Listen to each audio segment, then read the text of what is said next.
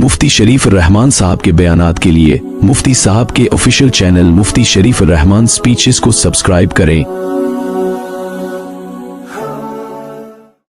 मेरे हाथ में मुक़द्दमा इब्न सलाह है जिसका सफ़ा नंबर 51 है। यहाँ पर हुआ था, यहाँ पर एक इतराज़ है। हाफिज़ इब्न जमाअ ने फरमाते हैं कि इमाम खताबी की तारीफ़ सही को शामिल है, क्योंकि इसके रिजाल भी मशहूर होते हैं और इसका मखरज भी मारूफ होता है, और तारीफ़ में कोई ऐसा लफ्ज़ नहीं है जो इसको सही से मुमताज़ करे।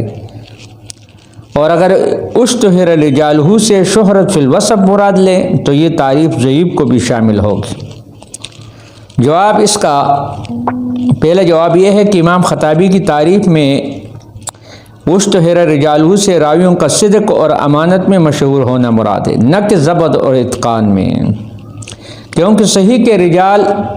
सिद्क़ और ज़बत दोनों में मशहूर होते हैं, और हसन के रिजाल सिर्फ सदाकत और अमानत में, चुनांचे इनका रुतबा सही के रिजाल से कम होता है। हसन की तारीफ़ में अदालत और ज़बत की कैद न लगाना ये इशारा है कि ये तारीफ़ उस चीज़ की जा रही है कि जिसका दर्जा सही से कम है। अगरचे हसन के रावी में अदालत के साथ एक गुना ज़बत भी, एक गुना ज़बत भी मतलूब होता है। और जहाँ तक इस तारीफ़ की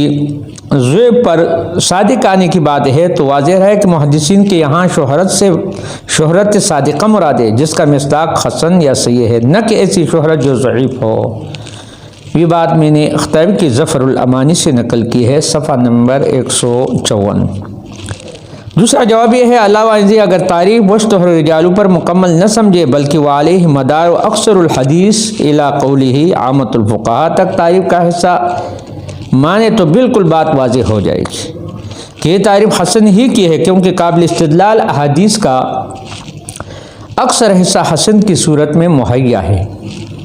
और फ़ुक़हा के अक्सर मुस्तदल्लात हदीस हसन ही के कबील से होते हैं, और आम तौर से उलमा हसन को हुज्जत मानते हैं। तदरीब रावी हाफिज़ इब्न सलाह इब्न कसीर इराक़ी ये हज़रात इमाम खताबी के अल्फाज में से वश्तहर रिजालहू तक तारीफ़ करार देते हैं, और आगे की इबारत को हसन का हुक्म और उसके मुताबिक ज़ायद फ़ायदा की वजाहत तस्वीर करते हैं,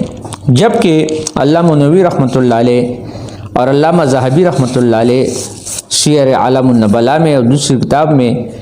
उन्होंने फरमाया व इस्तामिलहु आमतुल फ़ुक़हा तक मुकम्मल इबारत को हसन की तारीफ़ करार दिया है।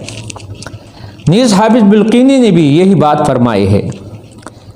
और आप इस पर देख सकते हैं अल-बाहिसुल हसीस तदरीबुर रावी और हाशिए ज़फ़रुल अमानी।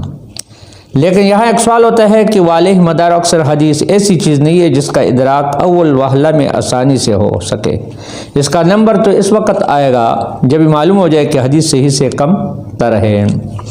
चुनांचे जब मालूम हो जाएगा कि ये सही से कमतर है तब सवाल उठेगा कि हुज्जत है या नहीं है, लोग इसके कबूल करने का मामला बरतते हैं या नहीं, या रद्द करते हैं। आगे एक दूसरा इतराज़ है वो इंशाअल्लाह करूँगा अगर अल्लाह सुब्हानहू व तआला ने ये किताब अब दूसरी किताब